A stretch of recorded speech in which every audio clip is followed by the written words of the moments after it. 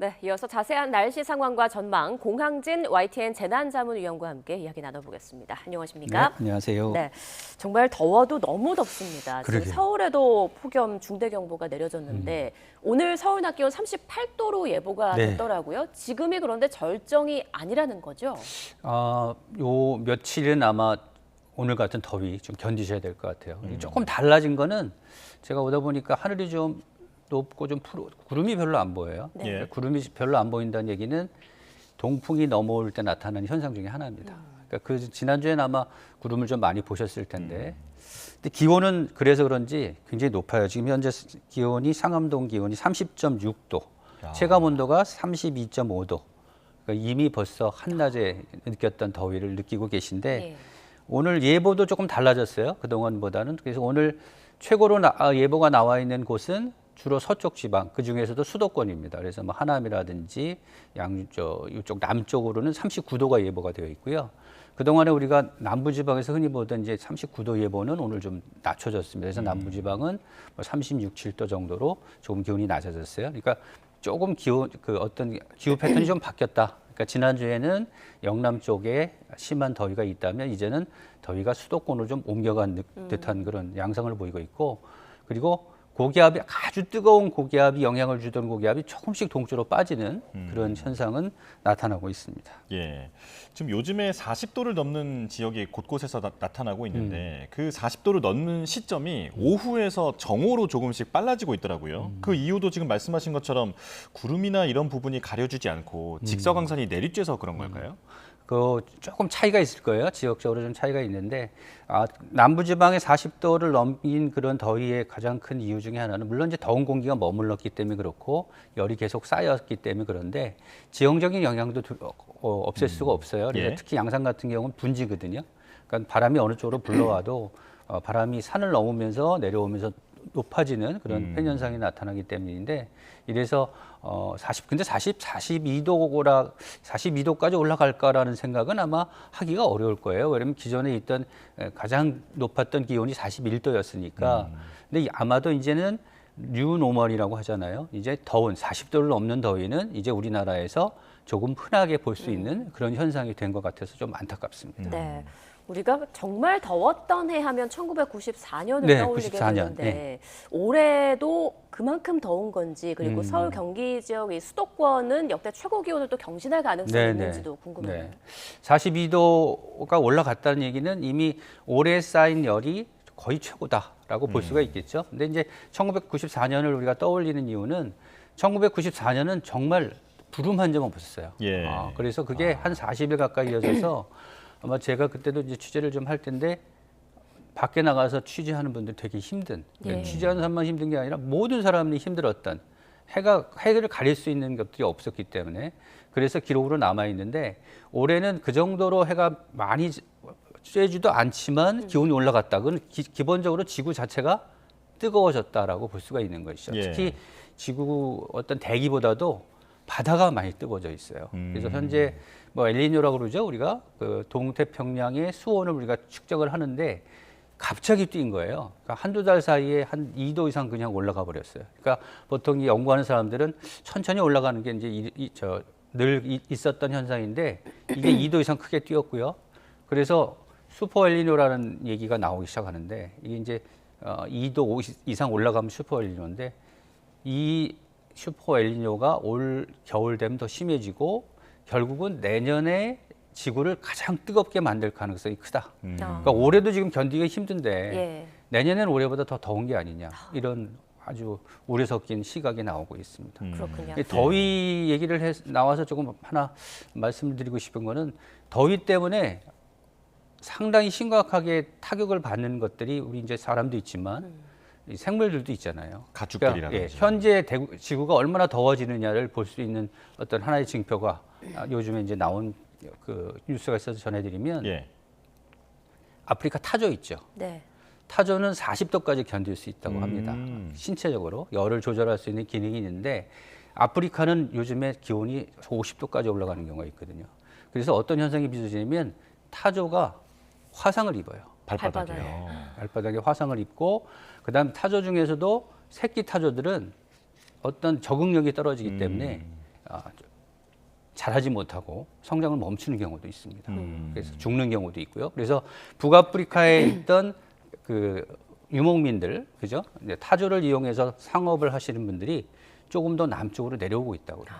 더 이상 견디기가 어렵다. 예. 그러니까 지금 현재 지구에서 벌어지는 폭염은 비단 우리나라의 문제만 아니고 전 세계적인 문제인데 그 어떤 얼마나 심각한지를 보여주는 하나의 예라고 볼 수가 있겠습니다. 네. 예. 갈수록 더워지는 이런 이상 기온이 동물마저 힘겹게 만들고 있다는 말씀 해주셨습니다. 자, 말씀 중에 물가 관련 속보가 들어와서 잠깐 전해드리고 이야기 이어가겠습니다. 지난달 소비자 물가 상승률이 석 달 만에 2%대로 둔화했습니다. 국가데이터처는 7월 소비자 물가가 1년 전 같은 달보다 2.8% 상승했다고 발표했습니다. 소비자 물가는 5월과 6월 3.1%와 3.2%로 두 달 연속 최대 3%대 상승률을 기록했습니다. 그리고 체감 물가인 생활 물가 지수는 2.5% 상승했습니다. 7월 품목별 상승률은 석유류 물가가 15.5% 올랐지만 한 달 전보다는 5.5% 하락했습니다. 경유는 21.5%, 휘발유는 12.6% 상승했습니다. 농축수산물은 0.9% 올랐는데 농산물은 2.2%, 채소류는 4.2% 하락했습니다. 반면 축산물과 수산물 물가는 4.4%, 3.9% 올랐습니다. 추가 소식 들어오는 대로 전해드리겠습니다. 자, 공항진 위원과 계속 이야기 나눠보겠습니다. 지금 열대야도 문제인데요. 네. 이제 밤에도 온열 질환자가 나올 정도로 너무 덥단 말이죠. 네네. 왜 이렇게 열대야가 심한 겁니까? 그건 수증기가 늘었기 때문에 그렇습니다. 수증기가 늘면 이제 밤에는 기온이 떨어지는 이유가 지면에서 이제 활발하게 열기가 빠져나가는데 수증기가 하나의 온실기체거든요. 그러니까 온실기체란 얘기는 온실처럼 가둘 수 있는 가능성이 있다는 거 아니에요. 그러니까 이렇게 수증기들이 늘어나면 지면에서 빠져나가는 열을 좀 막아요. 그러니까 결국은 온도가 올라갈 수밖에 없겠죠.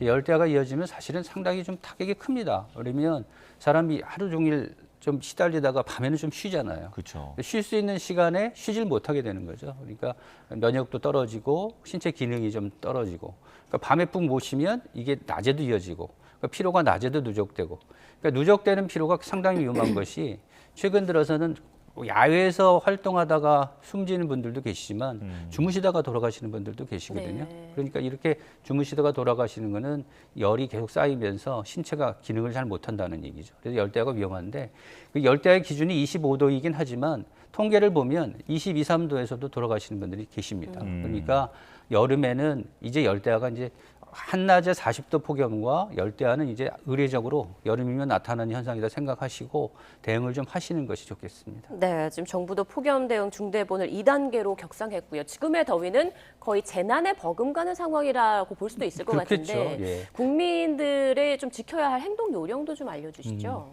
일단은 더위가 예전처럼 생각하시면 안 될 것 같아요. 첫째, 기본적으로 이제는 폭염이 재난 상황이구나 라고 생각하셔서 만약에 대피를 하게 되면 대피도 해야 되고 그러니까 아주 심하게 기온이 올라가는 40도 정도 되면 우리가 119를 부를 때 집에서 만약에 열이 올라가서 119를 부른다 할 때 올라갈 때 상황이 40도 정도 되거든요. 그러니까 40도를 넘으면 무조건 병원으로 가는 것이 좋습니다. 그러니까 그런 상황이 이제 늘 여름이면 나타난다고 생각하시면 이제 폭염은 재난 상황으로 받아들여야 된다라고 생각하시고 주변에 뭐 여러 가지 어떤 뭐 무더위 쉼터라든지 또는 대피하는 곳이라든지 또는 행동 요령들을 많이 알려드리고 있지 않습니까? 네. 그러니까 그런 행동 요령을 좀 익히시고 그다음 지자체의 어떤 리드를 좀 따라주시는 그런 것들이 필요하고요.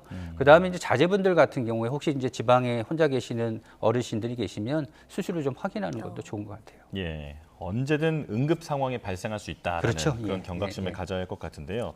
자, 이런 가운데 태풍 돌핀이 북상하고 있는데 오히려 우리나라 폭염에 더 부채질을 하게 될 것이다. 이런 전망이 나오더라고요. 어떤 의미입니까?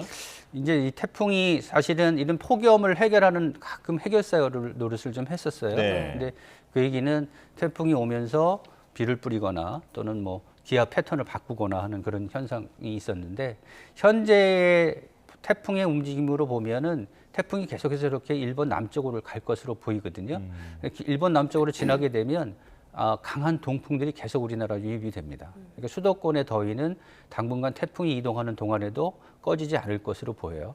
다만 태풍과 가까이 있는 남부 경남이란 이쪽은 태풍이 중국에 상륙할 무렵에 약간의 비구름이 만들어질 가능성도 있습니다. 이렇게 되면 가뭄을 해결할 수 있는 아주 단비가 조금 내릴 가능성도 있는데 문제는 이제부터 지금은 좀 멀어서 사실은 8일까지 지금 나와 있는 예보로도 사실은 태풍이 우리나라에 영향을 줄지 아직 모르는 상황이거든요. 근데 어제와 오늘 좀 다른 거는 수치 모델 중에 일부가 그러니까 중국의 동해안이죠. 중국의 동해안 쪽으로 올라가는 그런 진로를 좀 보여주기 시작했어요. 그러니까 예. 그만큼 태풍이 약간 휠 수 있다는 거거든요. 네. 태풍이 약간 휘게 되면 그 간접적인 영향을 우리나라가 받을 수 있다. 그러니까 우리나라에 영향을 주는 폭염을 더 강화시키는 측면에서 보면 태풍이 그러니까 일본 남쪽을 지나면서 폭염을 강화시키는데 태풍이 중국에 도달할 무렵에는 우리나라의 어떤 비구름이라든지 이런 요소들이 조금 작용할 가능성도 있다. 그러니까 다음 주는 좀 더 지켜봐야 될 것 같습니다. 네. 이제 8월 초입니다. 네. 도대체 이번 더위, 올해 여름 더위가 언제까지 이어질지 많은 분들 궁금해하시는데 좀 전망을 짚어주시죠. 이제 통계적으로 보면 가장 더운 시기는 8월 상순이라고 보면 돼요. 예. 8월 상순이 이제 통계적으로 가장 덥고 그다음에 8월 중순, 그다음 8월 하순인데 그래서 일단 아주 심한 더위는 8월 상순에 나타나는 경우가 많습니다. 하지만 제가 좀 전에도 말씀드렸듯이 이제 폭염은 매년 나타나는 현상이라고 본다면 8월 중순까지도 폭염에 대한 어떤 기세가 그렇게 쉽게 꺾이지는 않을 것 같아요. 그리고 8월 하순에서 9월까지는 30, 한 4, 5도의 더위가 이어질 가능성이 있습니다. 그러니까 더위라는 것이 이제는 9월 중순 정도까지는 나타난다 생각하시고 대비를 하시는 게 좋고요. 아주 정점에 이르는 폭염은 이번 8월 초순이 절정에 이를 가능성이 조금 높습니다. 예, 이번 주가 고비인 것 같습니다. 여기까지 말씀 듣겠습니다. 공항진 YTN 재난자문위원과 이야기 나눠봤습니다. 고맙습니다. 네, 감사합니다.